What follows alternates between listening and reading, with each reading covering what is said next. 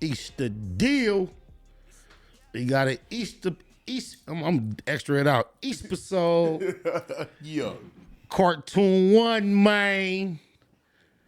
Original gangster, East Side, Avalon, 53rd Street. Welcome to Factz Ova Feelinz, the podcast. What's up, homie? Man, I appreciate your presence, man. It's long overdue.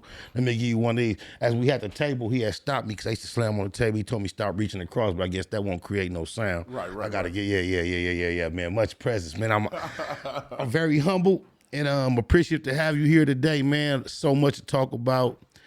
Whether you know it or not, you inspire me a lot.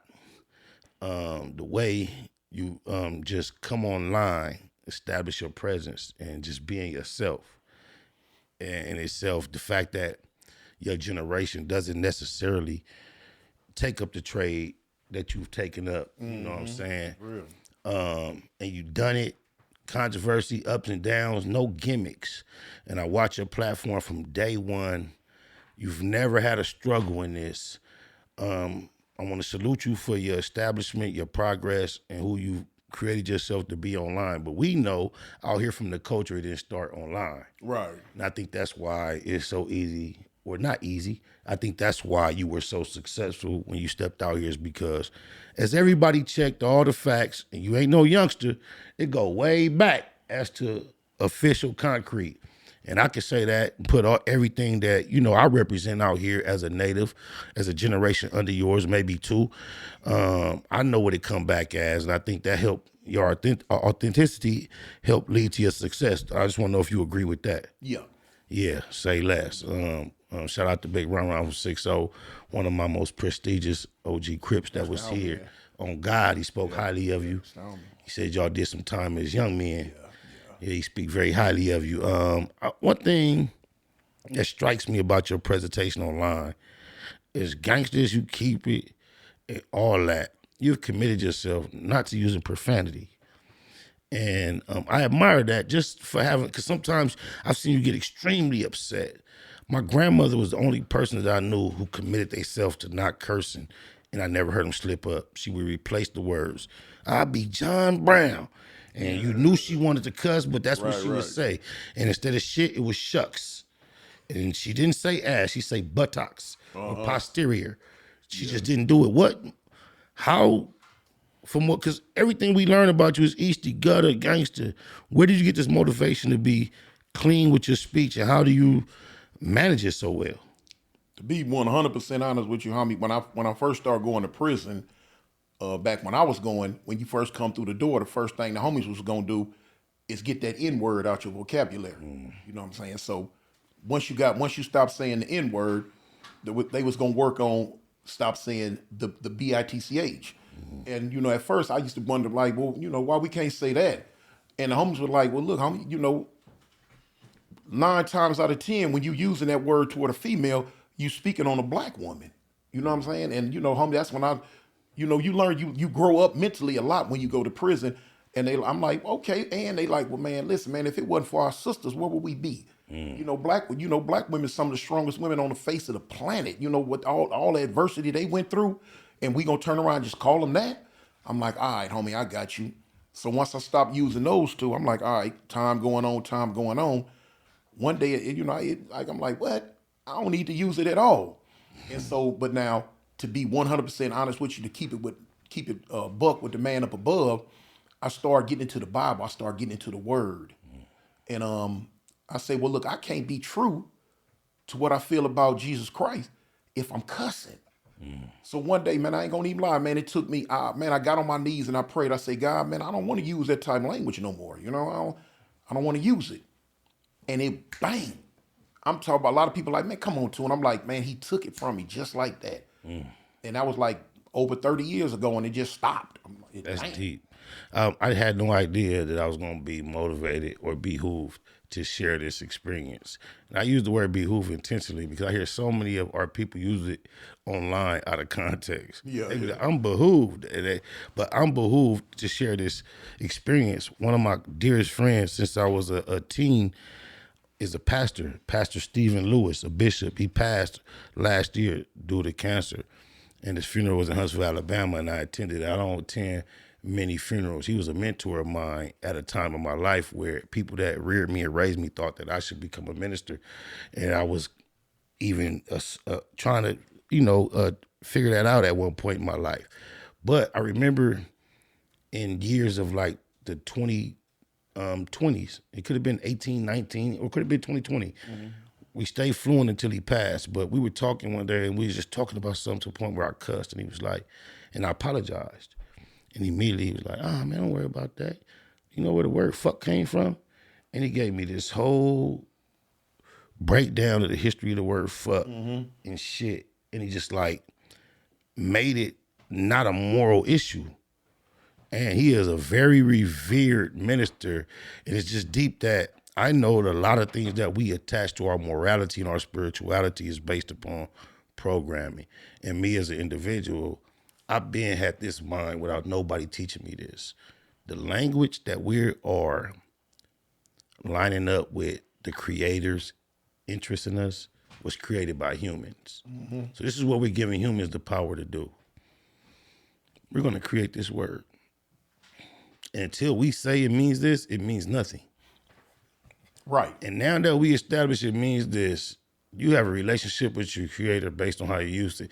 Has nothing to do with what I want to talk about. So let's not get on that. But I can't believe you brought that up. This is what I want to do since we are talking about conversation and words. I think I owe an apology that I extended in general to your section, but I don't think it was really caught in the way that I intended. A couple months ago, and me and you knowing each other for a few years through online. We've met in person before today, but our whole relationship was based online, and we realized we had a lot of mutual acquaintances. And I know a lot of people don't realize, even though our set's not enemies, they're not allies. And it's a relationship that have, us not be mature in these times. It can be tricky through times. Right. And we respected it from day one, and we've been cool. And then shout out to Munchie B, one of the most viral clips in our culture recently was about gangbang etiquette and how you speak when him and Naomi from Santana had their exchange. And it puts me in the mind frame of me being on live recently, loaded, feeling myself, sliding through the east side, and I used some verbiage that was disrespectful towards your section. I know you wasn't, you didn't know about it, but you called me like, cuz, man, my homie's getting at me, cuz. And man, you talk so often and it's so agreeable. When you call me with this tone of voice, I'm like, damn.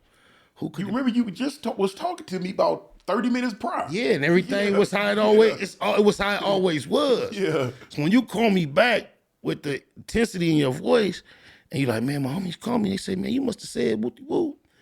I'm thinking in my head, I knew what I said immediately. And I'm like, damn, Avalon Gangster's getting that tune about what I said. And my brain just immediately realized the amount of people it could be getting at you that I don't have a personal rapport with, and that might really be confused about what I said. And I'm like, damn, man, I do my best to be careful online and speak how I know I'm supposed to speak. I said some bullshit, totally unintentional. I corrected it immediately, but I'm so loaded, when I go watch it back, right after I corrected it, I said the bullshit again. I didn't know that. Yeah, I corrected it, got humble, got loaded, and I said it again. So I'm like, damn. You like, man, Spider, let me just, you like, all I want to know is who, which one of your homies? And cause the world has no idea. They have, shout out to my nigga Lil Shug from 88th Street, from the guards for the projects. When you said the name, you don't know, like, the level of like, damn, what kind of, how I'm gonna have to like, and when you said who it was, I don't think you realized, you see how extra out I got. I knew it was no problem. Yeah. It's like what you didn't know at that moment, you know now. What a lot of people don't know, fuck what y'all think about the set and the Avalons. Suge raised a whole lot of my cripping. And that's based on his relationship with my big brother, Big SPI. Free TC from 88. Got a real controversial situation online right now. These are like peers of mine since youth. And even though in general you might think that it's tension between the 90s and the 80s because of the EC Avalon shit, in the 80s and the 90s it never really has been highly due to my brother's relationship with Snake, rest in peace, and Suge, my nigga Dice, rest in peace, and a lot of other niggas from AA, TCs. It's a whole lot of people they grew up with. At one point, my brother first jumped off the porch based on his fucking with Snake. If niggas thought he might have been from Avalon first. So it was never my intention to be disrespectful, but it just reminded me of the Munchie B, Beezy Santana incident where nobody really has ill intentions, but somebody says something that could offend another person, and you get to the point where when it was brought to my attention, I was immediately humble, expressed my intentions, and in my assessment, I think Beezy was immediately humble as well. But a lot of people don't think he was. They think he was still. You saw the content? I seen it, and it depends on the mind frame you from, because you got some people when it went, and then even after he had got confronted by Munchie, you know, a lot of people look at it as like, you know, man, the homie still stood up. You know what I'm saying? Yeah, it's, you know, at their age, it's a pride thing. Because now it's like, okay, now you trying to punk me on camera. You know, you trying to push a line on me on this camera, and everybody gonna see. So even if it ain't in my heart to like, I got to now, you know? I agree with that. You know, it's just one of them situations. A lot of people thought I was biased because I didn't take Munchie's side, but I didn't even take Beezy's side either. I'm not saying Munchie wrong or Beezy wrong. I understand the culture. I understand where shit went wrong. I see points where either of them could have did different and perhaps diffused it.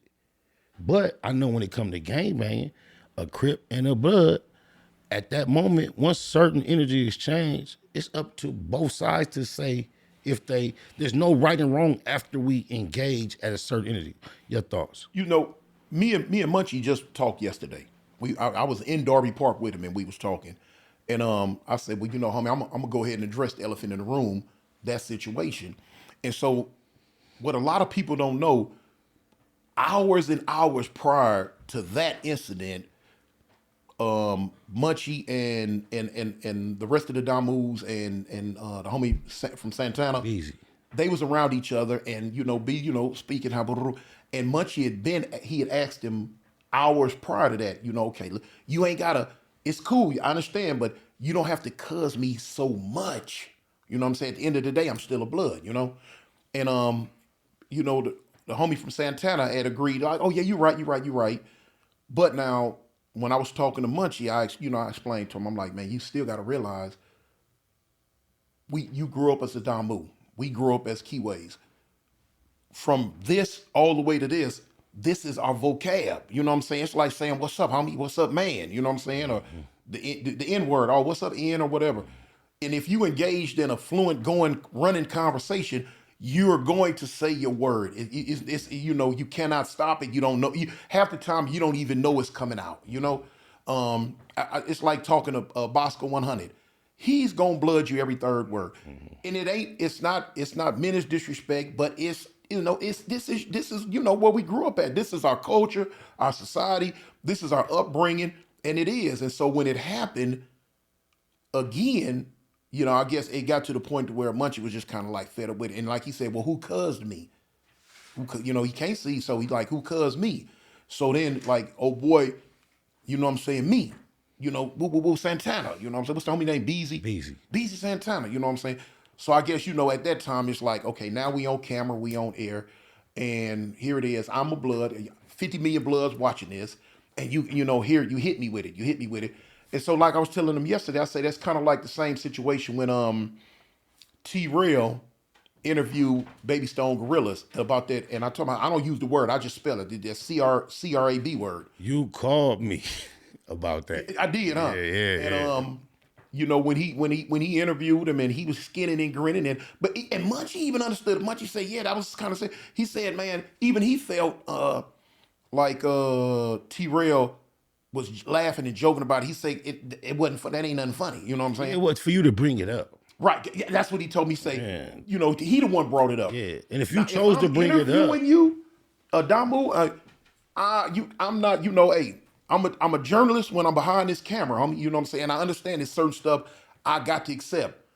But that I'm not though. You know what I'm saying? Stop, hey, stop, homie. Hey, that's what we not gonna do. We not gonna sit here and use CRAB or SLOB and none of that. You know what I'm saying? No, it ain't funny. It ain't. I don't care because you put in your music and none of that. No, homie, we ain't finna do that because at the end of the day, I'm still a Crip.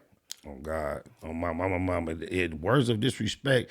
And as I discussed this conversation, like in the comments, I made that comparison. It's different if somebody said rap, lop.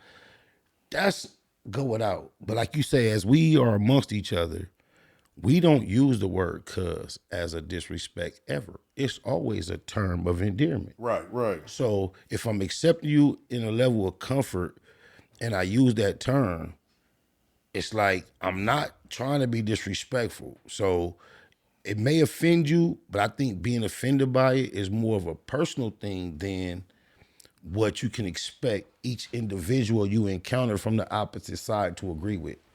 And I think tone of voice had a lot to do with it. Exactly. It's the energy that you put in to your comeback. Yeah, that's why I couldn't make no judgment. It's game. Right. Game, we seen shit go up over way smaller than that. Smaller than that. Yeah. And for those who don't know, Munchie B is a genuinely good dude, man. Solid. Yeah, he really is. He's a genuinely good dude, man. It's just, that was just one of them things. Yeah, it was a moment. It was just a moment. And I was just curious to get your thoughts on that because I know Munchie B, he was very limited on his discussion of the incident. Mm-hmm. And when he did choose to speak with a Crip, he chose the homie Hoodie from San Diego. And I think, I don't know if that was strategic or just happenstance, but Hoodie's experience being from Dago, I don't know if they beef with any Crips whatsoever. No. So and I think it's more like CKBK. That's the way it go. And I think his perspective on it is going to be a lot more pure about just blood and cuz. So out here, we know, even though the Hoovers put a brand on it, everybody's CKBK. Yeah, we might not bang it, but on a lot of times on the east side, my whole experience, my directs, it was more than homies. Right. I mean, it was more Crips than ops. And when I look at the overall subject, this is the main thing I take away from it. You could be from neighborhood, and if you got a homie from Hoover, a loved one, no matter how many times they groove you, you don't get offended. Right. You know what? It's the LA demographics. It's just like when me and Munch was talking, and I had a coming to because I interviewed him in Darby Park, and I had a partner. You keep saying it like that's to those who don't realize for a Crip, that's being somewhere, and I know it's out of respect and reception, but it's not where you're supposed to go. And I can relate because shout out to Curvell, my youngest son, he's 15, but he grew up my whole life playing sports at Darby and Rogers. So I spent quite a few weekends and weekdays up there, and I know the environment you described it. So I want to thank to all the Inglewood natives that made that, easty for us. Go ahead. But I had a partner from 6-0 that was supposed to go with me and meet me up there, and he was like, he said, well, where we gonna go? I said, well, we gonna go to. We going to Darby Park. He was like, no, I'm not doing it. I said, man, it's Munch, man. If he there, it's all. He say, homie, listen. He say, at the end of the day, he say, man, I'm out the in-hood car. He say, you can go because you out the gangster car. And the relationship with the gangsters and the families, he said, matter of fact, no, the relationship with the gangsters and Bloods, period, is totally different. You know that. Than the relationship with them, with the Bloods and the in-hoods. And so we was going through it, and it's like, and I'm like, oh, because when I was in the pen, you know what I'm saying, the Sue-Whoop moving and groove, and I'd heard about it, and the apples, oranges, and grapes, or however that go, I'd heard about it, but I didn't really know what it was. Munch explained it to me. And I said, okay, the way LA really is now, because, I was going to Alabama, 23 straight, And so I say, okay, really what the gang stuff going on in LA is now, it's basically like the gangsters and the Bloods against the in-hoods. And I said, oh, so that's how it goes. I'm like, oh, okay. All right. I said, all right. So I was trying to send you some content, and I think I kind of lost train of thought. You said the gangsters in the end, but I'm gonna send you this. I want you to look at your phone in a few seconds before we get to that though.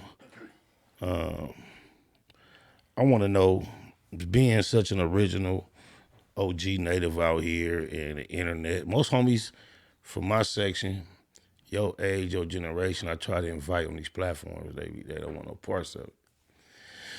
So, what gave you the desire, the confidence, the motivation to be out here and saying, I don't give a fuck what's normal for my generation. I'm out here putting it down, sharing my experiences, keeping it gangster online. Where did you find the desire? Did you ever see yourself behind a microphone outside of doing this? No, homie. I'd heard of YouTube before. When I was in the pen, I heard, everybody heard of YouTube. But now when I got out, something had happened. I don't know. I'm sitting there looking at TV one day, going through the channels, and I run across Kev Mack. Shout out Kev Mack, Night Bud. And so I go to watching, it's gonna catch my attention because he talking about so much LA stuff. So I'm like, okay, so I'm listening. So when that went off, I'm just going through YouTube. You in Alabama at the time? No, yeah, I'm in Alabama. So I'm just going through YouTube, and it's like a person told me, anything, if you can't find it on YouTube, it's because it ain't never happened. I'm like, what? He said, man, you just type it in, and YouTube gonna have something somewhere on it. And I'm typing in all type of elephants with wings and a purple nose. Oh shoot, they got them. You know, weird stuff. And it's on there, so now I'm stuck looking at YouTube all day. I literally wore a hole in the carpet because I used to sit on the floor with my back up against the couch watching YouTube. My wife used to get mad at me. Man, YouTube. They call that the wormhole. Okay. You fell down that wormhole. I fell down that wormhole, homie. And I'm stuck. I'm talking about from the time I woke up to the time. I'm at YouTube. I'm talking about eyes this big. Man, comedy I'm talking about all type of stuff. Anything you could think of. And so I'm like, all right, boom. What got me into it was the Dewberry situation. And I was sitting there looking at YouTube one day. Of course, Charleston White on there acting a fool. Yeah. So I'm killed. Man, disrespecting the city. That's, Crips. So I'm looking. You setting my next question up so beautifully. Go ahead. Keep it going. Yeah, so I'm like, I said, man, I want to say something. What pissed me off was when Mob James got into it with Charleston, and they jumped up like they gonna fight, and Dewberry just sitting there. But then the next day, Charleston and Dewberry in the park, and Dewberry front like he was finna go all in with him, and I'm like, oh man. So I wanted, I made it. I said what I said. I said, man, blah blah blah blah. I don't know how to put it on, so I go to my homie in Colorado, Vonnie Loc. I'm like, cuz, upload this for me, homie. You know what I'm saying? I was on that fool. You ain't this, that. And it went back and forth a couple of times. And then Vonnie was putting it up too slow. I wanted it up. So my homie Chaos got at me. And he was like, cuz, man, you need to go and do your own thing and you could upload yourself. I'm like, I don't know how to do none of that. He like, homie, I got you. So the homie Chaos, he hooked it up and I said a little something and uploaded. I'm like, dang, I look up a couple of views and this. I'm like, oh, shoot. I got bit. I bit the apple. I was hooked. And so he like, cuz, you need to just go ahead and just do your thing. You know what I'm saying? And I start going and going and going. I'm like, oh, shoot. All right. And at the time, my wife, she's still on my head about it. But as the months went by and I finally was able to get monetized and she seen 2-3 pennies coming in, I said, baby, now what? Oh, I ain't got nothing to say. Yeah, she ain't got nothing to say now. You know what I'm saying? Oh, you want to go on a trip? She just left a trip in Mexico on a cruise. I paid for it. You want a car? You want some clothes? You want this and that? YouTube paying for that, So now she ain't got nothing to say about it. Matter of fact, if I don't make a video, she inquiring, baby, you make a video today? Salute. Salute. I'm like, no, you need to make a video. I'm like, I got you. Salute. That's hard. Now, you briefly touched on Dewberry and all that, and I'm going to bring this up, but for the audience, this is not the first time I'm bringing this up toward him. There was a time, now I've never given this much of a backstory, but there was a time when Dewberry and his little partner was coming in to your area of the South that you preside in, Alabama. And shortly before they got there, you and I spoke about it. The whole world saw what you saw. Everybody saw the exchange that you had based on these two names.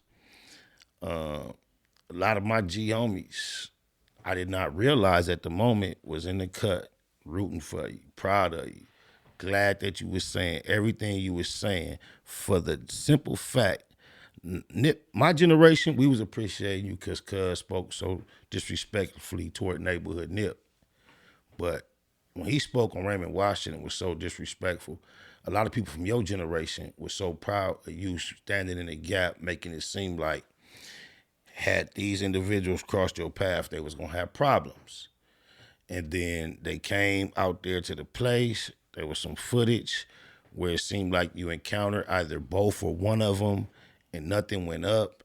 And without me even being really aware of it, I got calls from niggas from my section in your generation that I didn't even know was aware of your presence online. Like, "Cuz, what up with your, don't you fuck with Wooty Whoop?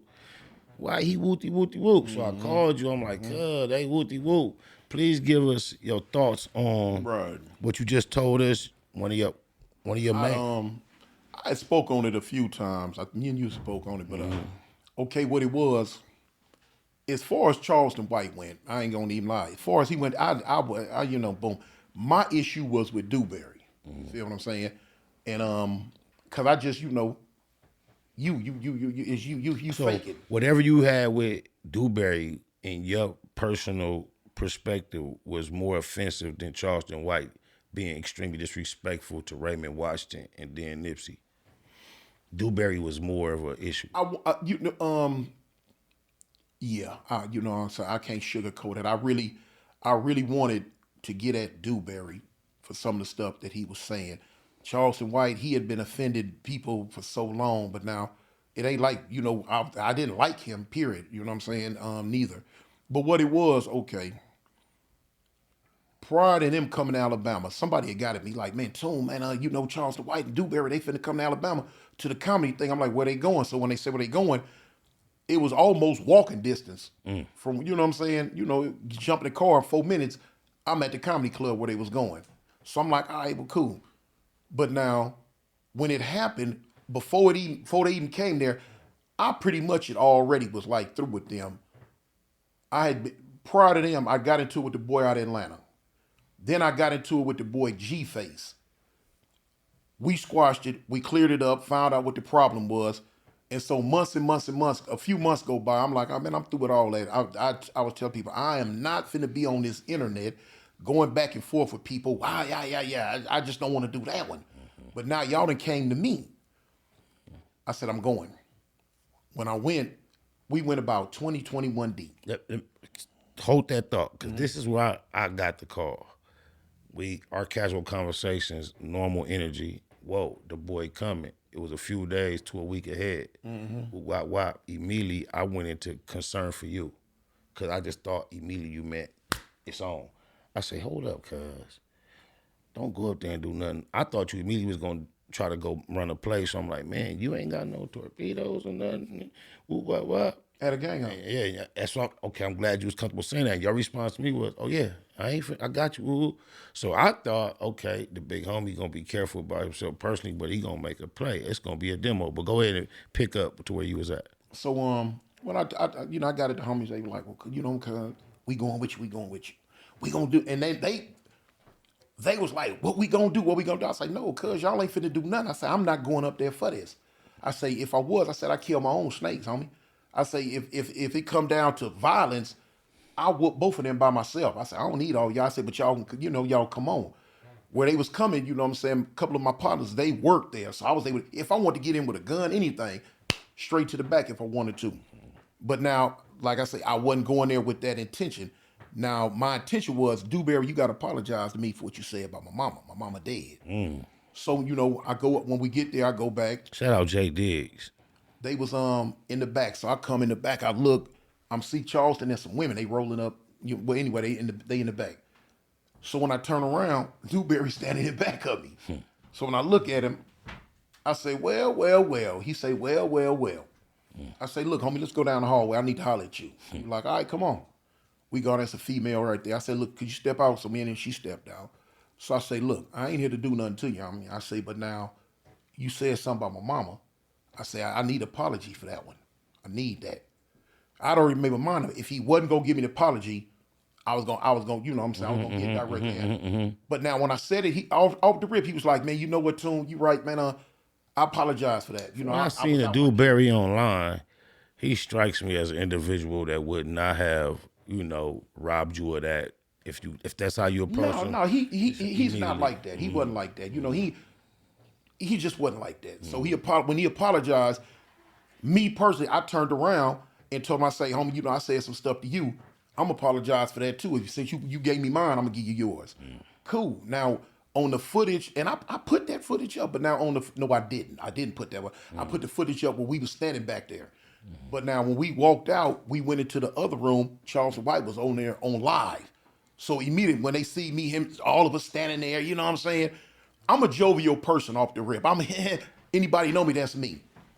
So when I come in, it'll give you the impression that we kicking it, we finna be cool. And then Charleston go to running his mouth like we finna, start doing podcasting together and we finna go on tour. I'm like, that's him talking. Once I got my apology, I had no intention on ever seeing y'all again. I never did see him. I didn't even stay for the show or none of that. I came to get what I got and I was gone. But now a lot of people's like, man, I should have got him. I should have did this. Okay, maybe a lot of people feel I should have. One of the things at the time, you can't put a steering wheel in my back, homie. I'm not finna crash out for nobody. A lot of people don't know, at that time, I was still on parole. 50 million police there. I'm going to jail. No, how much accumulative time have you done in your lifespan, sir? I'm behind bars right at between 39 and a half, 40 years. Keep talking. All and right. I was not fit to crash talking. out. Make it make sense. Yeah, and if I was there to do something to him, I could have backed up and had the little homies do it. But even if that's what you was thinking, to the moment you saw him, you became wise at the. Because no, I was wise before we went there. But I already knew I wasn't finna do nothing. But had you been on a crash course, and you never did something, you finally made no matter when you decided, you did the wise thing, basically. Oh yeah, keep it going though. Yeah, most definitely. You know what I'm saying? I got something to thank. Well, my mama ain't never raised no fools. Like I say, if I was going there for that, we wouldn't even win there. We just sat in the parking lot and wait till the show was over, wait till they leave. I could have put them youngsters on them. You know what I'm saying? Oh, cuz that's the car they in, all right. And lit it up on the freeway, the highway, the street, or just packed them out or whatever. You know what I'm saying? It wasn't on that one, homie. So tell me this, the way that you chose to handle the whole overall situation and you leave it at that, do you still maintain some level of disdain for him based on things he said, but you just not willing? Once he apologized to me, homie, for my mama, I was through with it. I'm talking about the little nigga, because Dewberry really. I don't pay no attention to Charles. Man, Charles, he's a I clown. ain't gonna lie. At this moment, I'm speaking on behalf of people I respect. Similarly, I respect you in your age bracket on this Crippin' shit, because they whole issue with dude is because nobody can deny the brilliance that is attached to him to some degree.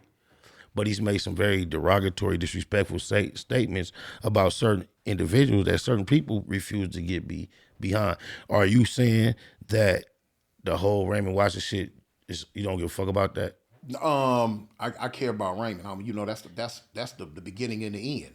You feel what I'm saying?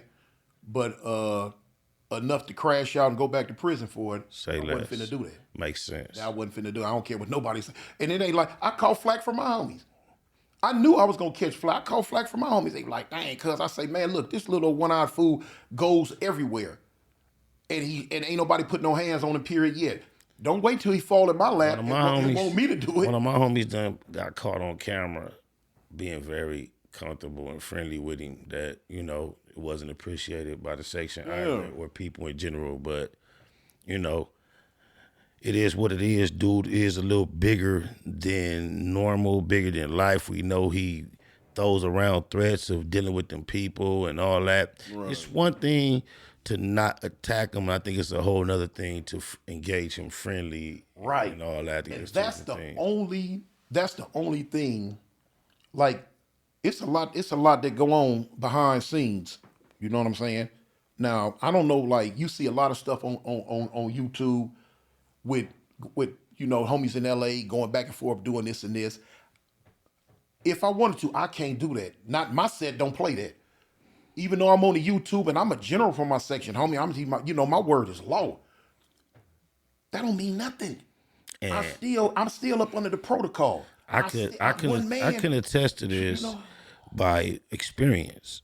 When the big homie first put his feet down online, one of the first people he bumped heads with was me, and he was speaking, in my opinion, in my assessment, carelessly about my name and associated with what another nigga said. He was just engaging comments. I didn't appreciate him, but I didn't make videos in response. I got in his comments and started trolling him, and he was new to this shit. He'd read my comments and then respond with a video, and it began to escalate. And me just could realize what he represent, his authenticity. I chose to, like, instead of engaging him online, let me tap into the back channels, have a real man-to-man East Side Crip conversation. And it only took a matter of moments, and he and I have been like, ever since, it was nothing. So I can attest to the fact that you started off one way on this shit, then based on what you learned, I've watched you. And you've told me, you be so many times you've got involved in controversial conversations when it was bi-coastal or a different area code. And then it'd be certain shit that burn you, and you'll call me like, cuz, I just ain't with no LA on LA shit. Yeah, so right, the same way the discipline you stick to with the cussing, you stick to that issue. So when he said that, he not faking, y'all. Right. I'll take a loss. I'll take a loss before I get on here and make my set look bad. Or before I just, be going back and forth with our homies that's from LA. You know what I'm saying? Or from Cali. Me too. Now if a person in other states say something that I feel like, but at the end of the day, homie, I'm a West Coast all-star. I love my people. Blue, red, don't make no difference. I'm me. I am not finna go back and forth with nobody from Cali. If they saying something, boom, because like I say, in my set, if I get on here and say some gang goofy stuff, I'm finna get a phone call. Whether they little homies, big homies from my generation, I'm finna get a call like, Tune, cuz, man, we seen what's up, woo. And I'm like, oh man, but yeah, cuz, that ain't cool. Bet it up. You feel what I'm saying? That's why I say, cuz I come back, even though I live in Alabama, I come back 2-3 times a year. I gotta ask you about this, bro. So when 600 popped up in your set, doing videos about boxing matches and seemingly being antagonistic, did you get any phone calls about that? Did that cause? What? Man, cuz. Man, he was barely out the set. They were blowing my Tune, cuz, man, this fool over here, man. Whoa. I'm like, hold up. And they getting at me. And I hadn't seen the video yet. I don't know nothing about it yet. I'm like, hold up, cuz, what you talking about? Man, this fool from 6-0, cuz, he over here in the set, man, making video, man, cuz, man, look, we woo. And they thing is, look, you doing YouTube, you on the internet, we not. We ain't got nothing to do with that internet mess, cuz that's your stuff. Don't let what you have going on bleed over into what we doing in these streets. And I understand that 100%. I'm saying, cuz, I don't know nothing about it. I called 600. I'm like, what you doing? The thing is, what a lot of people don't know, he had called me 3 times prior to going over there. I didn't answer the phone, and I seen the calls, but I didn't answer the phone because I didn't know the number. Maybe that's when he had the 2 numbers just with. Yeah, I remember. You know what I'm saying? Yeah. And if I don't know your number, I'm not finna answer the phone. And he was calling me to ask me, was this cool? And if I would have answered it, no, cuz, don't do that one, homie. You know what I'm saying? We doing some internet boxing. If we're gonna do that, let's pull up together. Yes. Or you know what I'm saying? Like I said, but he tried to follow protocol and get the permission. And even though he's from LA, I'ma just say it. The homie doesn't really know gang protocol as well as some of us do, Because if somebody who really, really knows it wouldn't have even done that. Even if he had permission, would not have done that. Based on current temperatures with certain sections. Right, exactly. And so when he did it, but now, for those who don't know, he didn't mean no disrespect. At all. You know what I'm saying? He's not like that. I genuinely like the dude, for real. And I told people that. I like him, you know what I'm saying? He wasn't going out his way to disrespect. He really didn't know that was a no-no. He really didn't know. He knew enough to try to get permission first. I can co-sign that. He was just trying to pump the fight up. When the fire got to boiling, I was part of reaching out to him to let him know what was up. And he came on my platform to kind of express himself. And I can say genuinely, when I got at him, he was really like, oblivious. He was shocked. He wasn't trying to be Right. He even turned around and made a video apologizing. Yeah, we all agreed to is promote the fight together. Right. And he just thought, which was, on a marketing standpoint, it was still a good marketing thing, but it was a lot of other things to consider that he probably didn't consider. This YouTube stuff and gang stuff sometimes don't mix. You walking a fine line, especially when you come from the culture we come from, but you in this social media world now. You have to walk a razor's edge on if you can't bleed them both together. And that's the thing I try to do. That's why I tell you I won't never get into it with somebody from Cali. It's just like when I did, when I just did last month or a few weeks ago, the rebuttal on what the essay was saying. And when I said what I said, and the little homie from from PJ's, he said what he said, and I just took it. Like I said, I take a loss first. I did make a video saying, "Hey, homie, don't take it personal." Well, look, I saw that title. I saw your title to what you did, what you said on the subject in response to Dubs or whatever. I think your video was like 40 minutes. I may have heard 3, 4, 5 of the minutes. Skip through. And what I did hear you say is about us in general behind the wall not being able to handle a second wave of attack. And I had no idea I was going to get calls from the 4-yard, from my homies, that said simply this. Hey, yo, tell your boy, Toon, man, I'd like to highlight him, man, fill him in with some more details on that situation, man, so we get a little better understanding. So your word matters back there for us. Right. I just want to ask you, whether it's true or not, do you think it would be wise for someone with your influence to be expressing that, making it obvious, especially for those that may be back there behind the wall on the front line where it might go down? Do we need to make the opposite side more aware of that being our situation, even if that's the truth? Let me. Okay, I'm gonna jump in on that one head first. You know what I'm saying?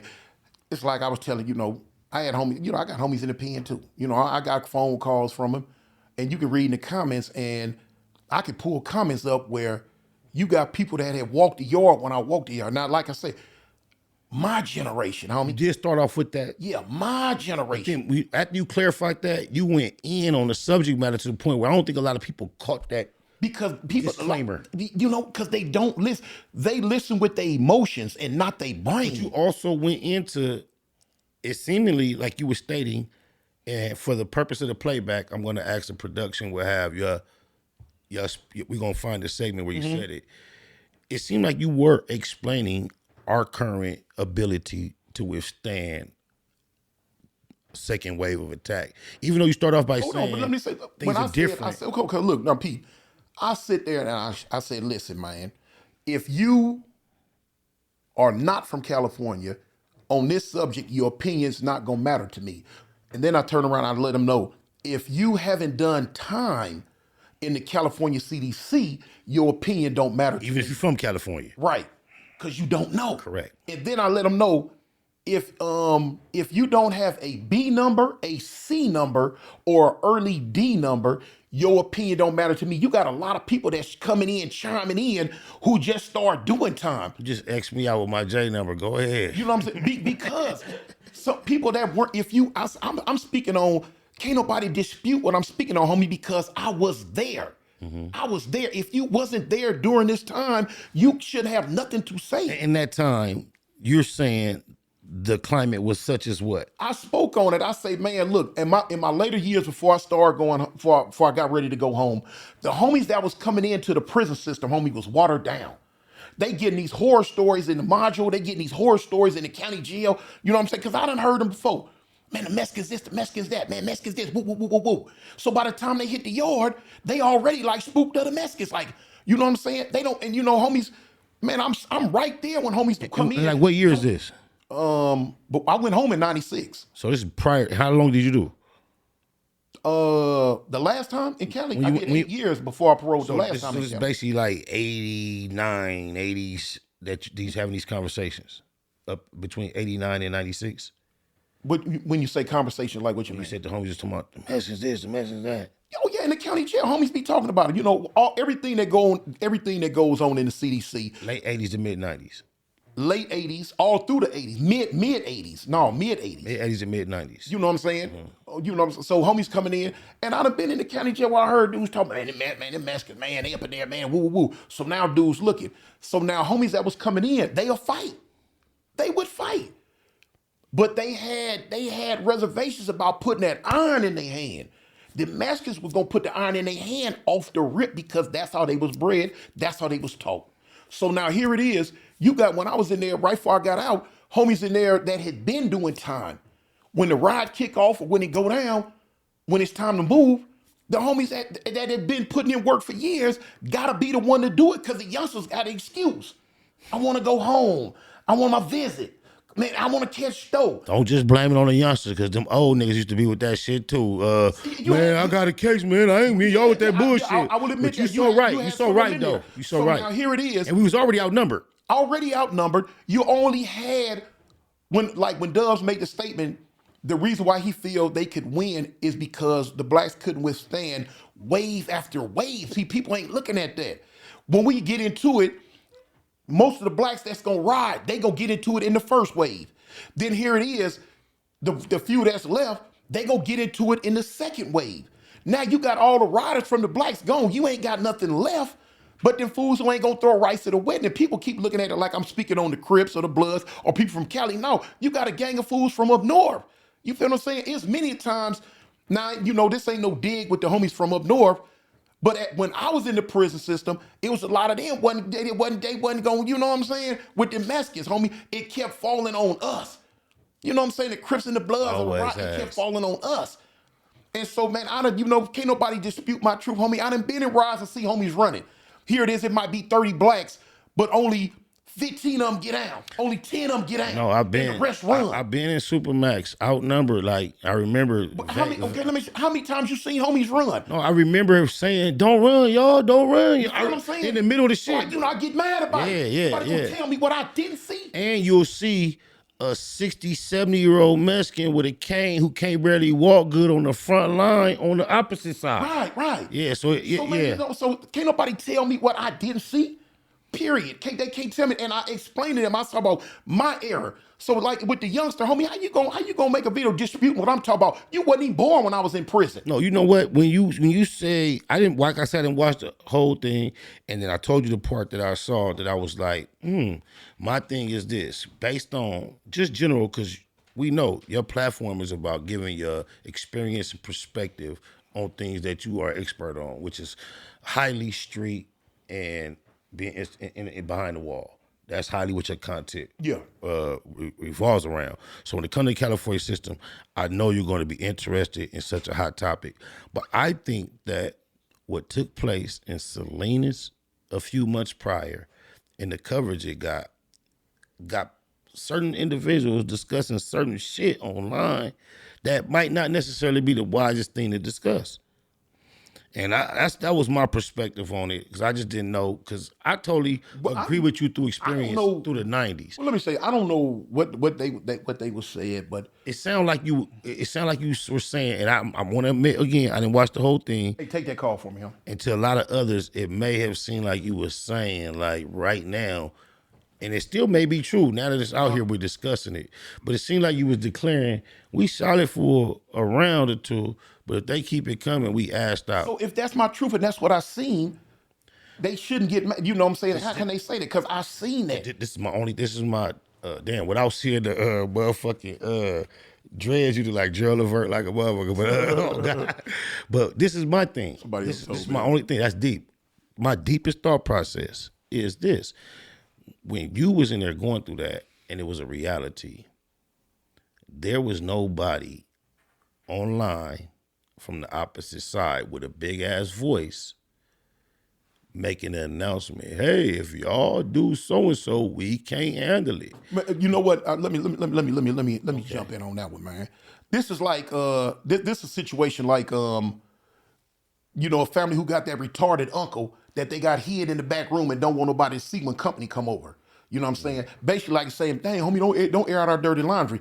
Man, bump all that, homie.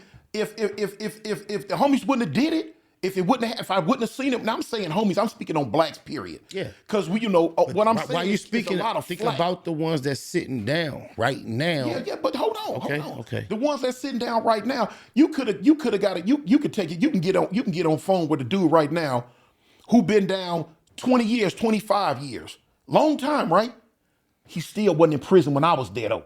That's where the flack is coming from. Not nobody from my generation or not nobody that was in prison when I was doing time. Because if you talk to any of them, they gonna tell you everything Toon's saying is real. You got fools who coming from, who wasn't there, who talking about time they did on their little level 3. You know what I'm saying? Man, come in, hold great pipe down, hold up. Nothing little about no level 3. You know what I'm saying? You know what I'm saying? It's just because That's the highest yard I've been on. You know what I'm saying? So, but anyway. I started off on a 2, right? And my points went up. So I feel like I feel but they didn't walk the yards I walk them. I get it. I hear dudes, I be in my comments, dudes talking about. I'm not gonna say no names like, they got homie, they had a knife or they did say, man, what you do with it, homie? I got 3 teardrops on my face, homie. You know all 3 of them represent my work I put in that wall. How many shoe terms you did? How many? How many stabbing cases you got up in there? How many rides you been in? How many disciplinaries you got? What have you done? I don't care nothing about because you walked the yard in prison. What have you did while you was there? I did it. The day I went home, if the gate would have opened up that morning, I would never have went home because the homie got blasted by the essays from Do-Rock. Big man from Do-Rock got blasted. Me and the homie Crip Carol from schoolyard, I say, cuz, get the knives out the TV. He like, Toon, for what? I'm like, man, we finna take off in the morning. He say, Toon, you go home tomorrow. I say, cuz, I ain't home till I get there. They hit our people, homie, I ain't like that. Man, see, this is what I think we all appreciate from you, because you come on here like everybody jolly uncle. And you tell your stories like you talking to your nephews, like you just having a campfire story. You're not trying to get no stripes. You even taught me about the art of being so honest that try to tell your L's before your W's. Real. People will feel like your authenticity. So I admire your approach so much. But then when you get so caught up on principle and integrity, you start reminding me of the fire that I used to stand on that caused me to be so stumped down. And I see how it's so, do you bleed that into the individual that you entertain on this networking online as you stepped into basically the hip hop scene? Because this is like a version of the hip hop nowadays. So you kind of like on the map, like if you was an OG rapper, and I know you collabing, you popping, and I know the game is networking with people that have a following.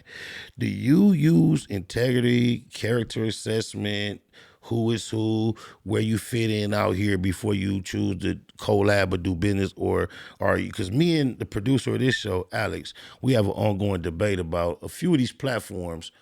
Are they just about engaging with anybody that has some type of viral appeal, or do they have some integrity? So I want to know, just as a question, shifting gears, before you collab with an individual who claims to be from our culture, do you put them through any type of background check or anything of that nature? And before you answer, you might want to check. Answer real quick. You might want to check. You might want to check our lab. Oh, you don't? I don't think so. Okay. Me personally, if I'm gonna interview a person or be interviewed by them, to be honest with you, like in this social media world, I'm just going. I mean, unless they just a real, unless they just showing up, man, that fool, I just I'm gonna go with it because. For instance, like hand him his phone back. Hand him his phone back while you talking, please. So I want him to check my last text I just sent. Okay, I give you a perfect example. It'd be a lot of people online, asking me, Toon, you shouldn't fight 600, man. You do any business in Ohio? No, I never. You're promoting event in Ohio? No. My homies have. They using your name. Huh? Look at the thing. You for real? What?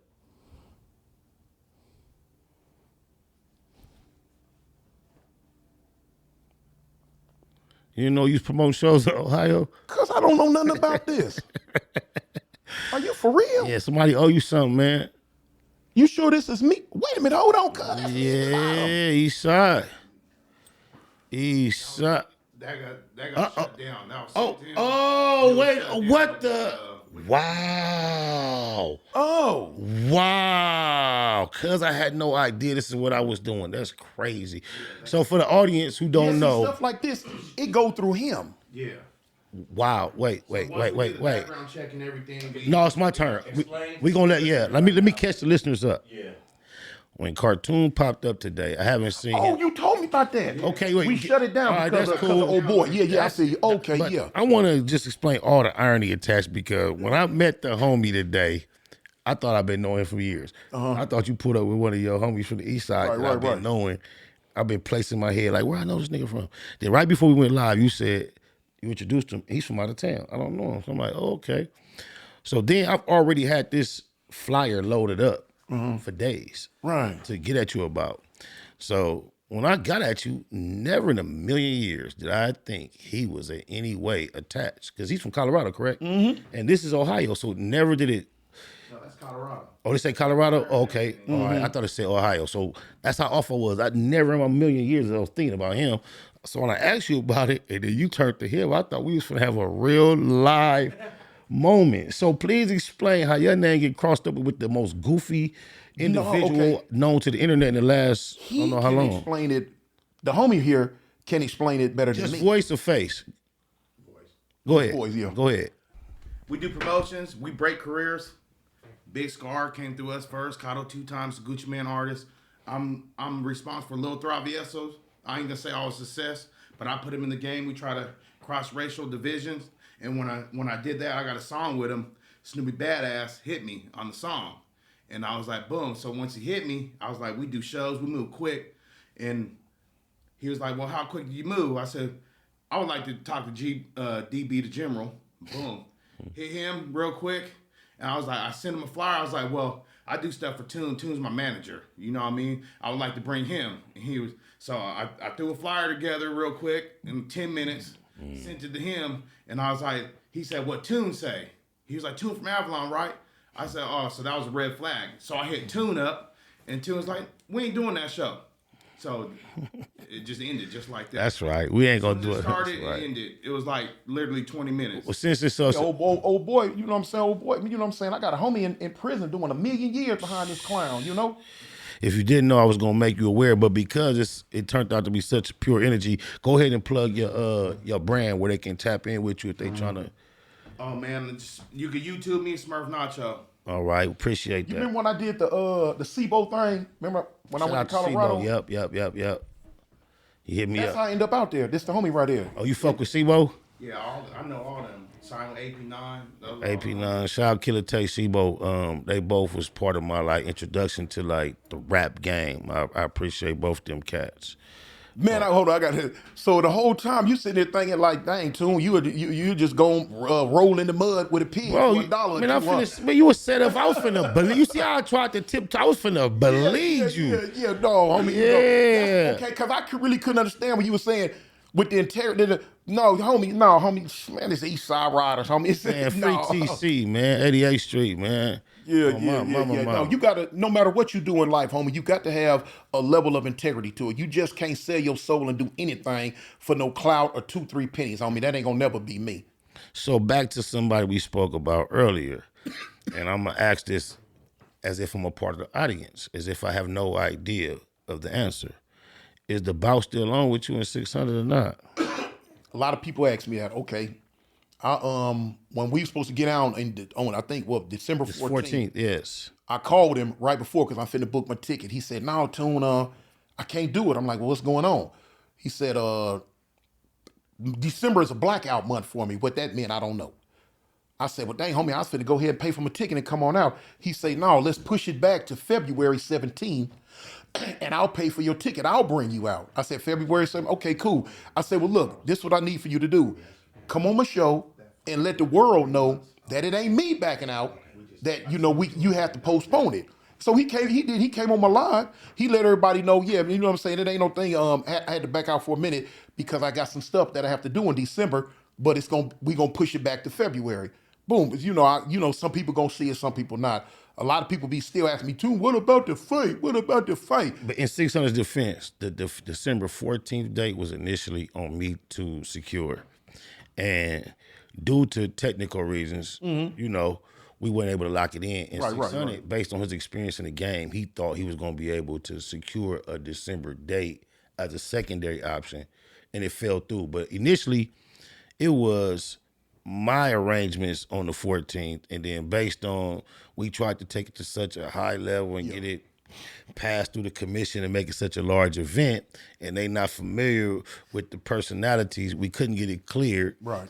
And so it was, I want to just make it clear that it was on me and my promotions that didn't quite come through initially before 600 tried to say today. Yeah. So as far as I know, it's supposed to be February 17th. If it happened, cool. If it don't, you know what I'm saying?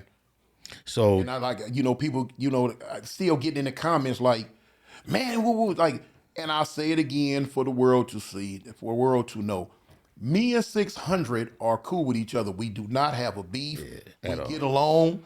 You know what I'm saying? I can call him right now. I like I tell you, I like the big guy. You know what I'm saying? We were just gonna, you know, fight for the culture, for the promotion, just to be doing something. So stop trying to paint a narrative that me and old boy beef and hate each other. It ain't like that. Period. Well, so, you know, at the end of the day, if we fight, we fight. If we don't, we don't. I am not a trained monkey that's gonna jump on camera to try to entertain the world. No. this is my thing. In preparation to the fight, I've seen some footage of you in the ring dealing with somebody who he's thinner, but he seems to have similar advantages over you physically that 600 has when it comes to height and reach. The guy. Yeah, he seems to be a little more. Long arm fool. He seemed to be a little more flat on his feet, like he may have a little more boxing experience. He seemed more settled, calculated. I want to know, as we as a public seem like you had a little difficulty dealing with that skill set, do you think that would translate to someone like 600 who may have the similar advantage over you, reach, height, and experience in the actual ring, not necessarily fighting? No, I don't. Because, all right, the footage I put up, my headgear, if they see it, you know, when old boy caught me, the whole headgear spun around. No, we saw. I don't know if that's something to say, ooh, about what he did, or is it like, his headgear was fucked up. That could be a great shot that just spent your headgear. If you see what I say, you know, I talk about it. One thing, hey, homie, like I say, I talk about my wins. I talk about my losses. No, I'm speaking to the. Oh, okay, yeah, he didn't get. You know what I'm saying? I speak about my wins. I speak about my losses. That's one thing I ain't never. I'm a real East Sider, homie. You can't win them all. You can't lose them all. You feel what I'm saying? Like I said, when on the title of the clip, I put it. I said, man, old boy, reach out from across the ring and serve me. You know what I'm saying? He caught me bang and it spun my headgear. And then, like you see on one of them, I kept having the black headgear, then the white headgear on.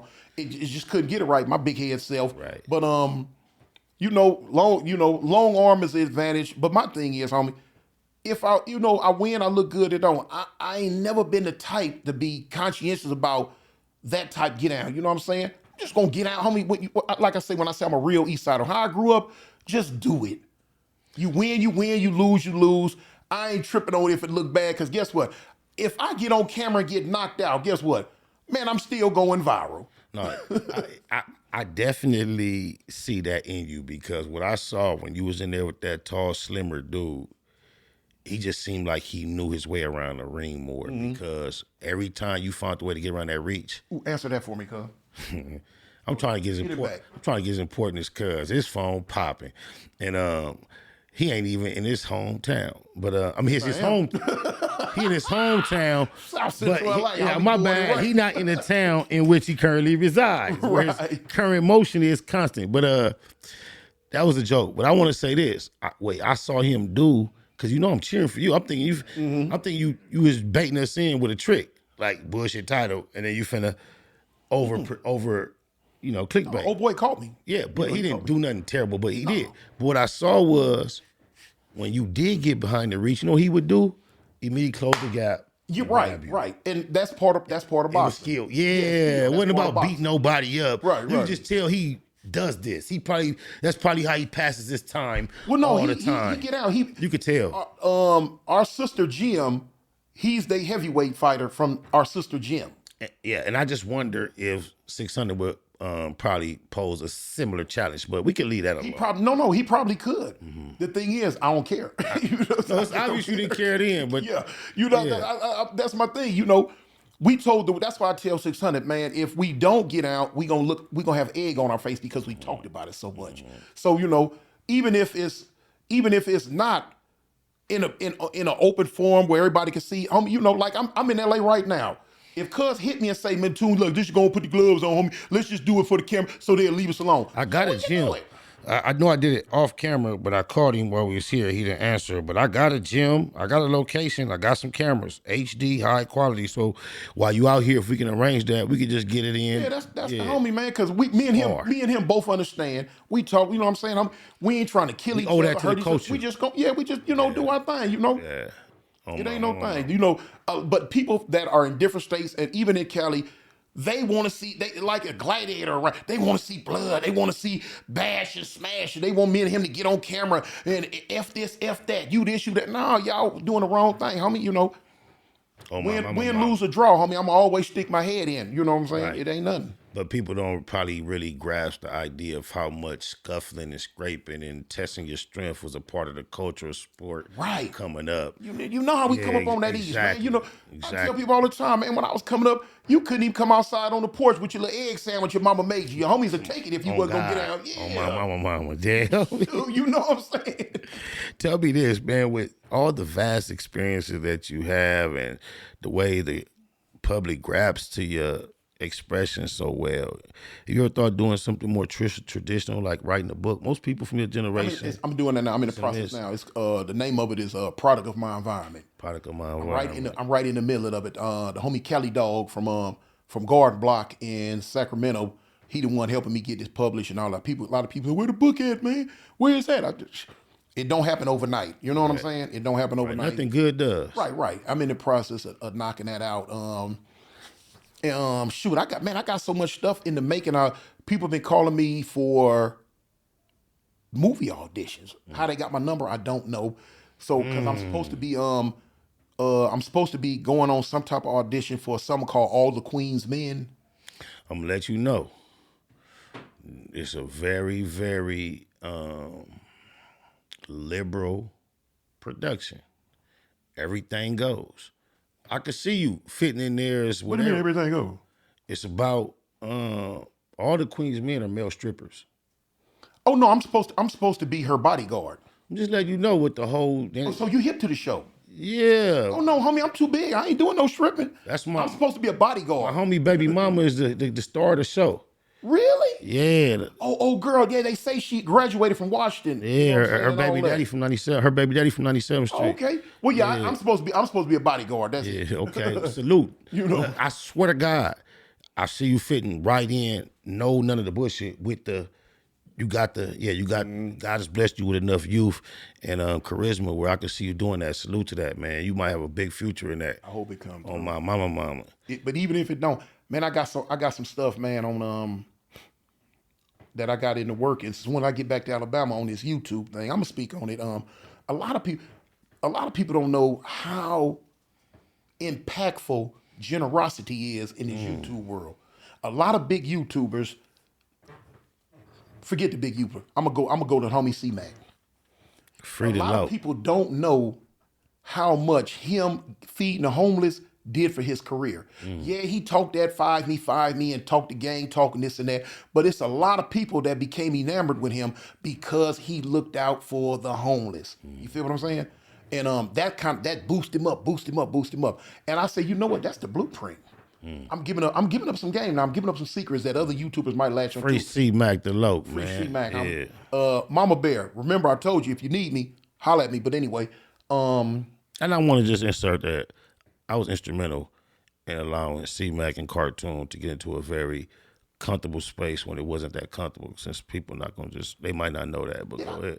That was you. Yeah, come on now, because you know who your son is. I give everybody flowers. Shout out to Jaffa. Yeah, on my mama. Yeah, and it was all confused. I couldn't remember how, really met the cat. Like, okay, it was you. Yes, sir. Because shout out to Spider, man. You was on go. Remember, you was on go. Right. I stood in the gap like, nah. And I tried to explain this character and everything, and you was man enough to look at it a different way, and then you got your own line with him, and then y'all, I've been appreciating the way you've been. Yeah. But go ahead. But finish your thought, please. Feeding the I'm finna homeless. start doing some. I ain't gonna feed the homeless. It's some other stuff. You know. You know what? I'm gonna keep it a secret. Because somebody might take it and run with it. You know what I'm saying? There you go. But yeah, I'm finna get into that. But now I'm also finna start doing my little skits. I done already got the contracts made up. I got 3-4 different women. I got 3-4 different dudes. I'm like, what do you mean? You know. So for those who might like be on YouTube a lot and listen to Country Wayne, I'm finna start doing that type get out. I got the whole hookup. You know what I'm saying? Mine gonna be a ghetto version. Country Wayne keep his real clean. Right. I'm finna start doing like the little ghetto But version. he doesn't curse.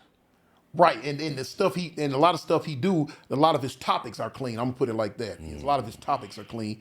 My topics don't, just be a little bit more. Man, I'm gotta say, what they say, bon voyage, farewell, see you later, sayonara. You on your way? You on your way up out of here, bro? You know what I'm saying? Yeah, that's the lick for you because you able to be so stumped down representative of the bullshit out here. But you had the confidence to be in the good guy, the happy guy, the jolly guy, the blessed guy, similar to C-Mac, similar to Country Rain. And I see you merging that and being able to take off. That's my thing. When you comfortable with yourself, homie, you ain't got to put the mask on. Now I tell people all the time, everybody wears a mask to a certain extent because don't nobody want to be seen in a bad light. So when you meet a person, you meet in a mask. That doesn't always mean when the mask slips, because the mask will slip if you deal with them long enough. When that mask slips, that doesn't mean that the person you see behind the mask is garbage or boo-boo. They just might be just a little different from the person they presented themselves to be at the first. But I tell them when that mask slip, and if what you see behind that mask is not conducive to your program or you somebody you don't want to fool with, and you continue to, when it go bad, it's your fault, homie. Birds of a feather flock together. And Bobby, no, it don't, man. Woo, woo, woo. I don't do all that because he do it. But you hang with him every day. And if you hang with him every day and you see he keep doing these type things and you don't confront him on it or get away from him, that means you approve of what he's doing. So birds of a feather do flock together. Boy, do you know I have one of my most accepted lyrics in my community in the last few years starts off, when you're sticking to the script, it's a lonely road. And that's a bullet you got to bite sometimes. When you stand on principles and say you represent some of the things we claim to represent, you have to be willing and able to watch everybody disagree with you and still stand on something.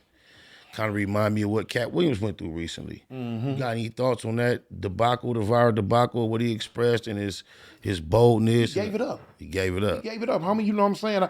I love Cat Williams. You know what I'm saying? I support him 100%. Likewise. And he, you know what I'm saying, he talk about them gatekeepers. I call it them lackeys. You know what I'm saying? That it's so much in that entertainment world, whether it's music or show business, it's a lot of devilish stuff that go on behind the scenes. And one thing he said, I love it, man. I love it to the bitter end. When he said, man, I'm not putting no dress on.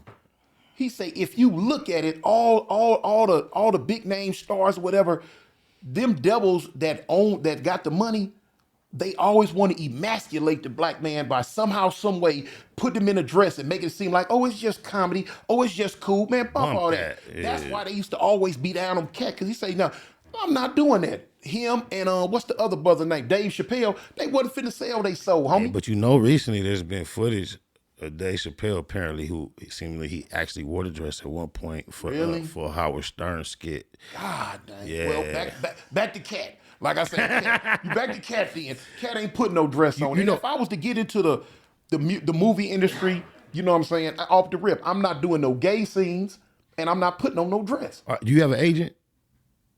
Not like that, no. I'm finna introduce you to a very good man. Okay.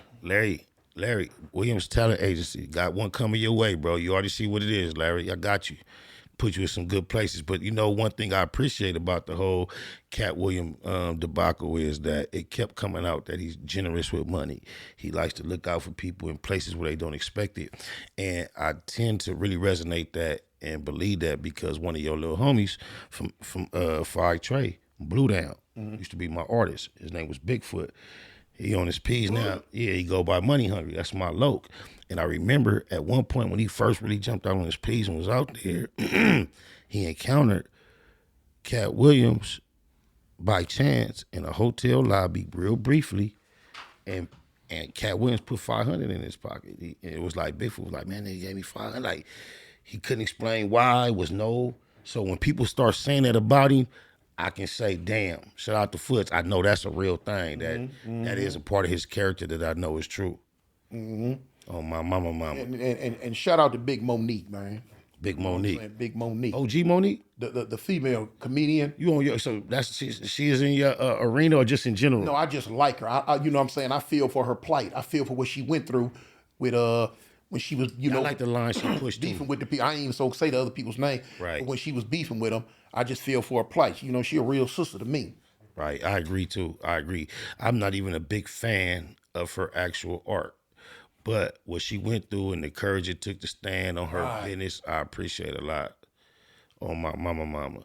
I don't know if the answer is going to be what I think, but tell me this, with this new generation of music, who you feeling out here on new guys? Well, first off, I'm not a big fan of rap, period. I understand what's going through because, rap, music have such an influence on our culture, and that's one of the reasons why black people as a culture, we going down a crazy path because of this what they talking about in this rap music nowadays. But you know what I'm saying? I do hear rap songs that I do like. Like I say, the hardest rapper in LA to me right now is your homeboy, Zoe Osama. East Side. You know what I'm saying?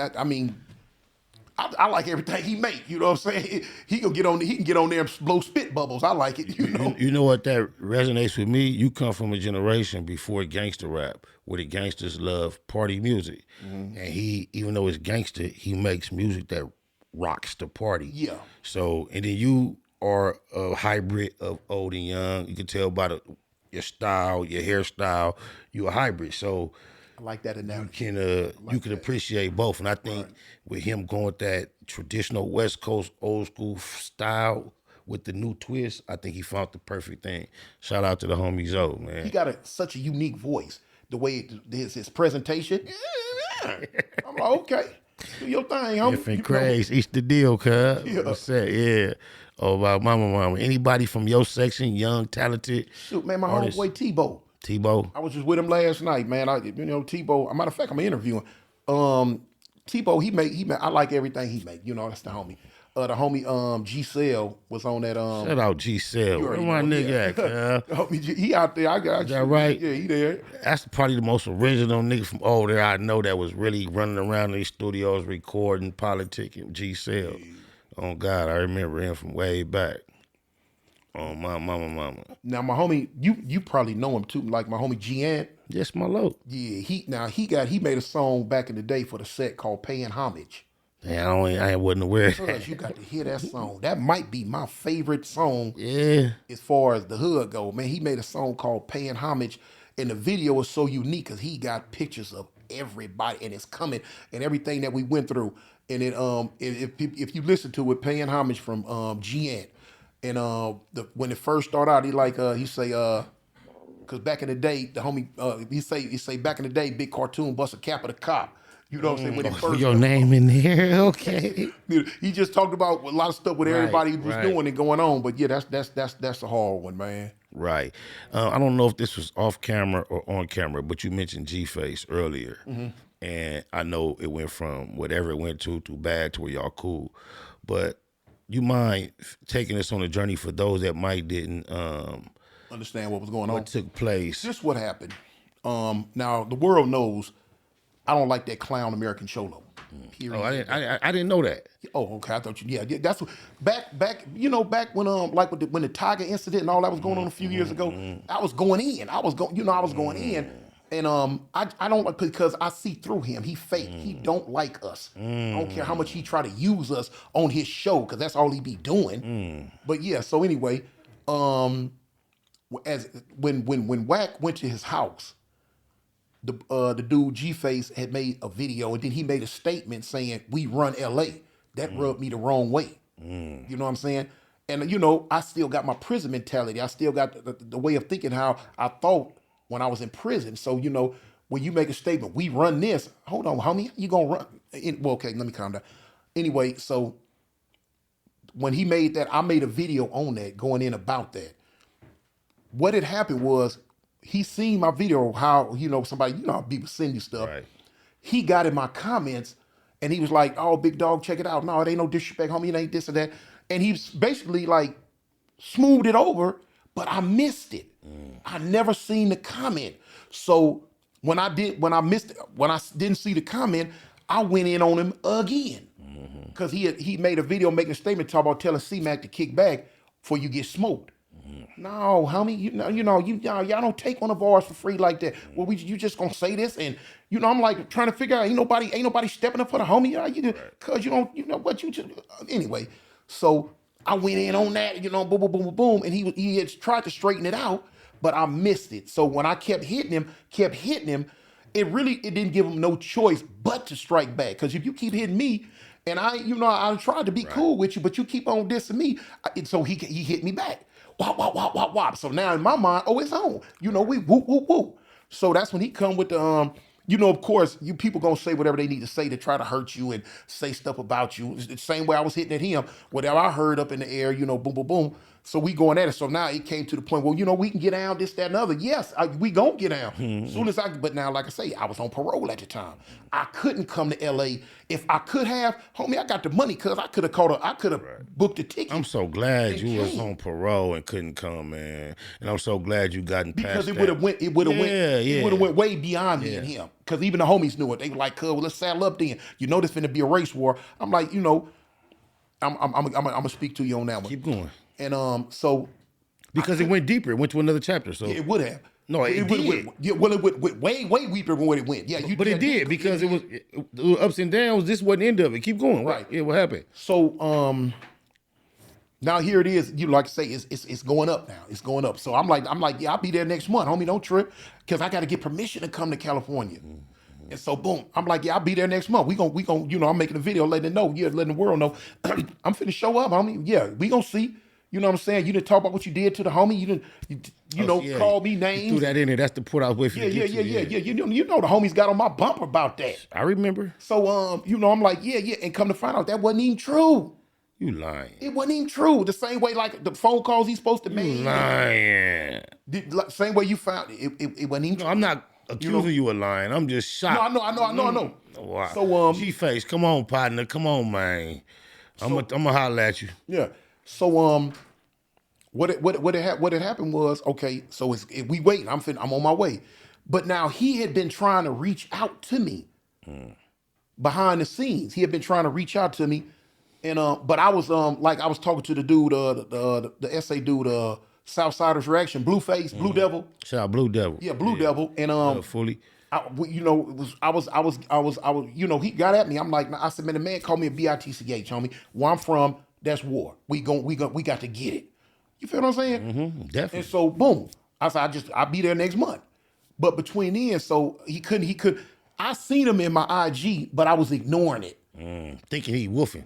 No, I just ignored it. Yeah, bump that. We done already said what we gonna do. Ain't no need to keep on talking. He got at a little brother called Tazzo TV, Tazzo out of Cleveland. And me and Tazzo kind of like this, we cool. So Tazzo got at me. He said, Toon, you need to listen to what he's saying. I said, no, cuz I don't want to listen to what he's saying. He said this, and this is on. You know what I'm saying? Ain't nothing to talk about. He say, no, Toon. He went to talking to me about it. He said, just listen to him. Just talk to him. And when I talked to him, he hooked us up on the phone. He like, look, big dog, this done went clean out of hand, homie. He said, man, you said this and said that. He said, I tried to clear the air up, but you didn't. I said, what you mean you tried to clear the air up? I go back to my comments. And I seen where, I said, oh, cuz. If I would have seen that from the beginning, we never, ever would have went where we went with it. And I told him, I said, homie, I didn't see this. He said, yeah, man, I tried to, woo, with you. I don't want no smoke with you like that, man. It ain't no thing. Woo. I told him, I said, homie, my bad. I missed it. I said, you said some stuff. I said some stuff. I said, but now that I see this. And he was talking with sense, and we cleared the air. Right. And me and him clearing the air was one of the things that said I'm gonna clear the air with Dewberry, because if I can clear the air with an Armenian or a Mexican, I can clear it with a brother. And look, y'all, that's what we gotta realize across the board. We gotta get it. If we get on with anybody, we gotta get on with us too, y'all. Right, My mom, I salute that. And that's one of the things. Even shout out G-Face, man. Yeah, shout out G-Face. I like his get down. I see him on other stuff, and he no nonsense. He's like, man, we got a problem. Let's get down. Bump all this jaw jacket. And I respect the warrior spirit. He got a warrior spirit to me. You know what I'm saying? Even though, our spirits were same directed toward each other, but That's the thing. I respect that. Get out, homie. We ain't finna keep on passing no words. You don't like me, I don't like you. Let's fight. I can't take nothing from nobody, but me personally, because I know some do that really are with it, and then I know way more who are not with it do. So when people express their interest online, whether they really with it or not, I don't put that in the point category because you can never tell.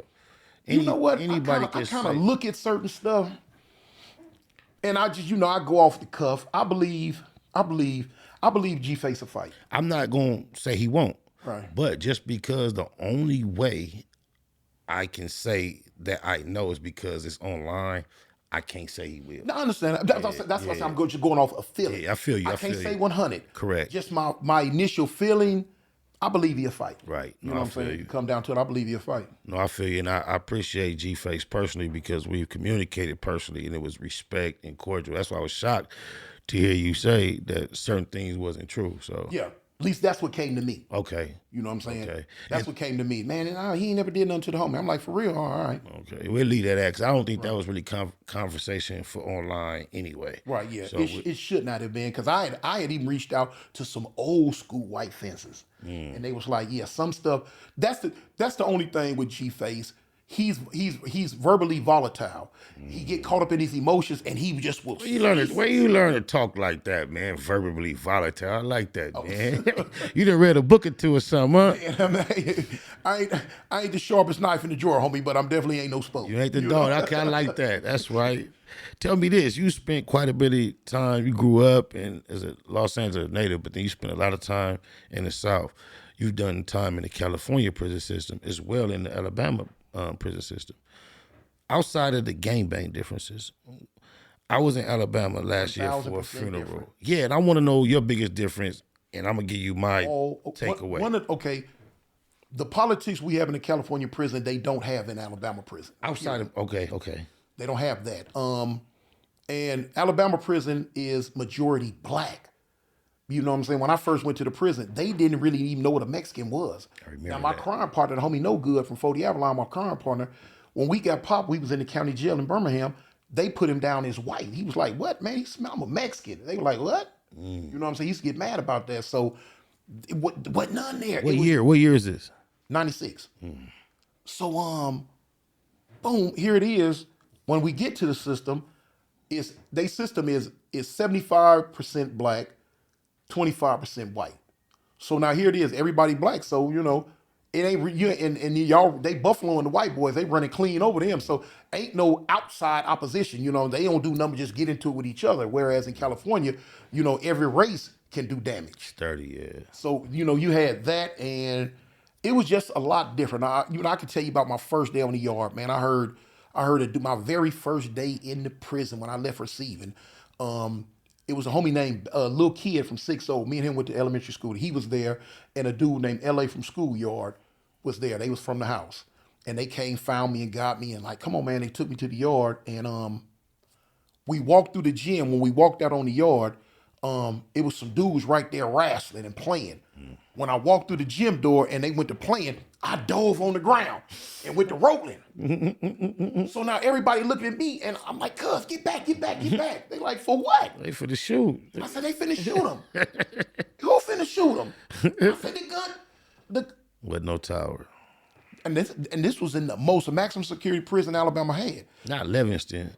No, this is called St. Clair. St. Clair, okay. They got the two main, they got three. They got St. Clair, West Jefferson, and Holman. Those are the three max camps. In Alabama, period. In Alabama, period. Well, now they got one or two more, but back that time. I was in the Alabama system like 93, so I guess I picked the wrong name. It's a long time ago. Go ahead. Okay. So they was like, cuz ain't no gun towers here like that. Get up. This ain't Cali. I'm like, I get up, dusting myself off. I'm like, for real? He like, yeah. So the dude, everybody looking at me like, who this big old fool rolling in the dirt? So they don't do yard down at all, ever? Under a gun? No. So they do have guns at some places? No, yeah, but they got guns way on the outer perimeter. Okay, you not finna get shot, period. So the yard don't go down like our yard go down? No. Wow.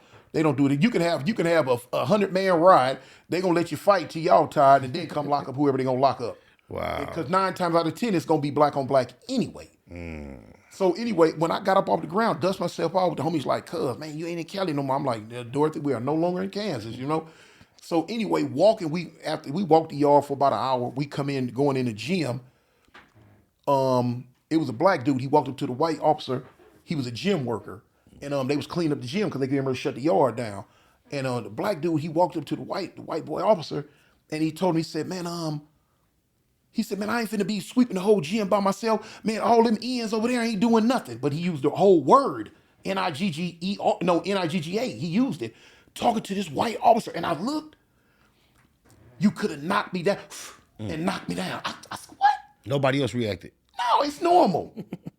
So I looked at him. I said, cuz, y'all hear what this fool said? He like, what'd he say? I said, man, he talking to the white boy, man, and used the N-word about some more blacks. He like, oh, Toon, hold on, we're gonna have to talk to you, man. We gonna have to. And I had to really get schooled, man. I was a culture shock. I really was in the twilight zone. I said, man, I am in the twilight zone, homie. And it threw me. And it's like, for instance, like I put a video up. They used to have in Alabama prison, they have gay pageants on Friday. Yeah, well, all the gay dudes dressed out with the clothes. They got high heels. All inmate, or it's not like all inmates, man. It's not the police and that. No, it's the inmates, man. Dudes I see some videos like that online. You can go to mine. I got one up with like dudes who might have boys. They say you got boys. You got some boys.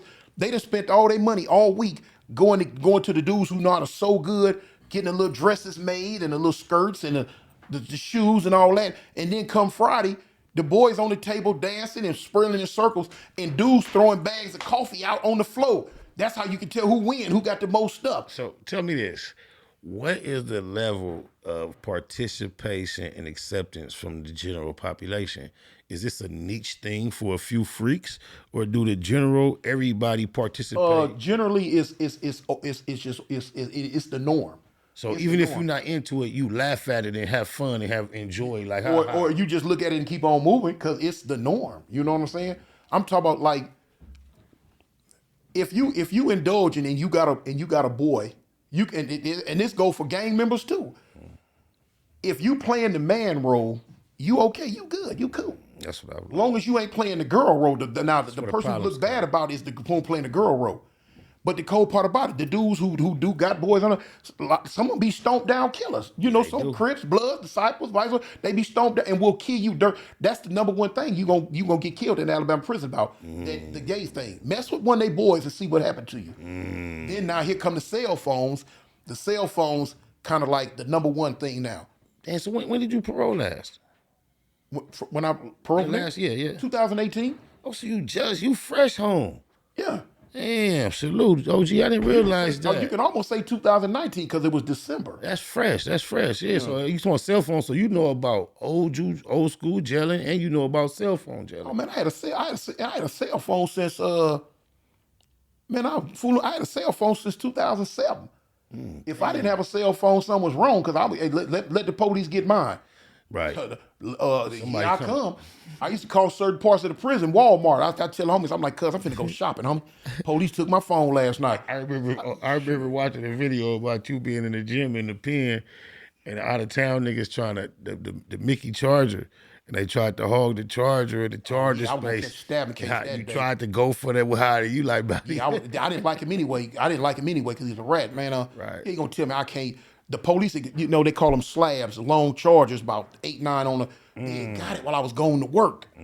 So when I came back, the homie like, "Cuz, man, they took the slab. They took both slabs. Now the only open charging spot is up under the water faucet. You got like 3 little things you can plug in. But the Muslims, that's theirs. They own that. So I'm telling the homie.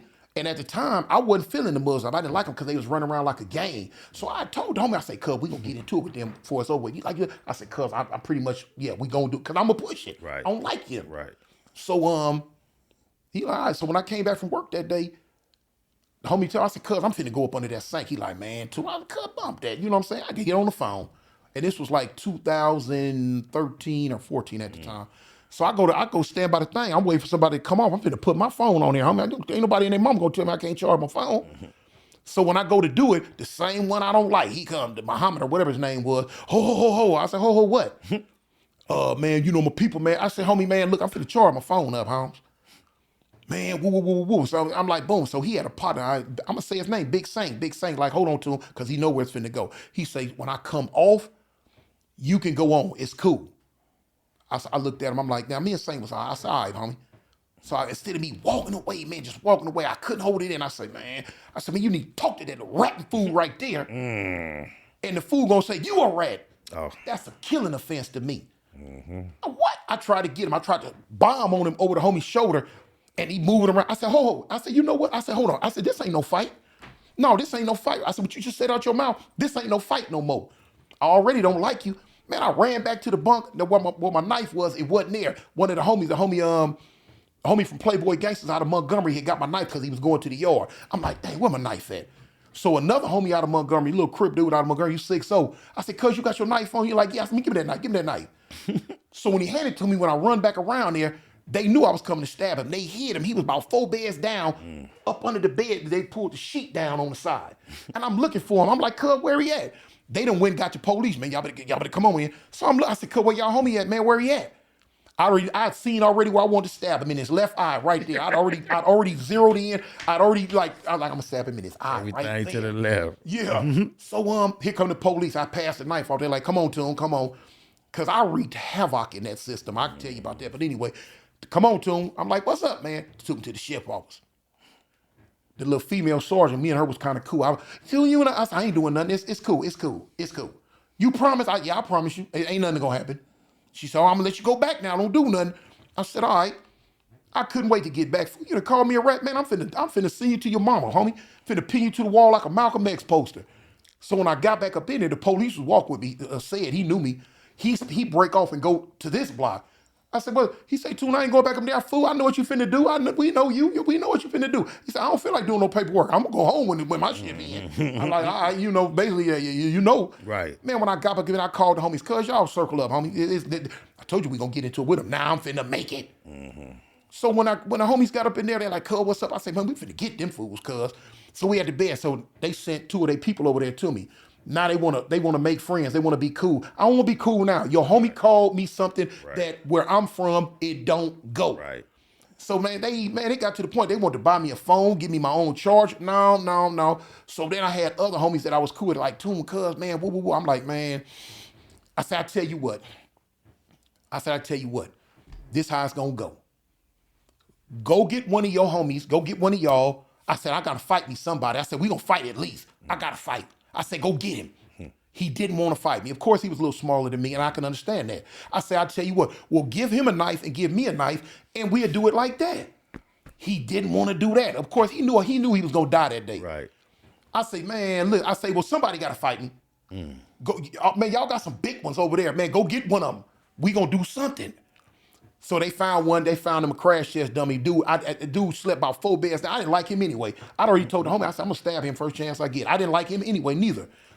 So he was the one gonna do it. I said, oh, that's cool. That's perfect. I don't like you anyway. So they go to the one time and tell the one time, hey, man, look, they gonna get down. It ain't gonna be nothing else, but we got to get down or it's gonna turn into something else. So the police, it's black police. It's black state. So the police want to see it anyway. Oh, Big Toon and a Big Bear.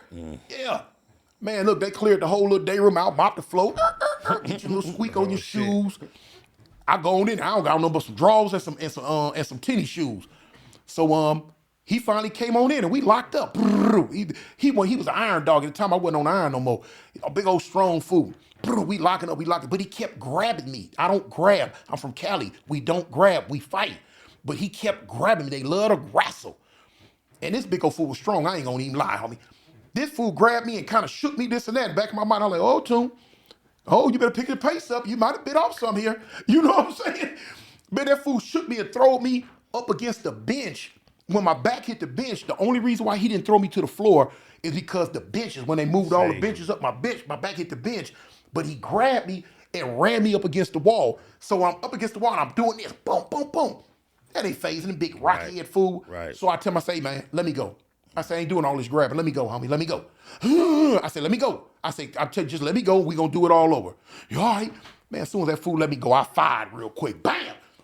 When I fired, he rushed me again. We lock it up.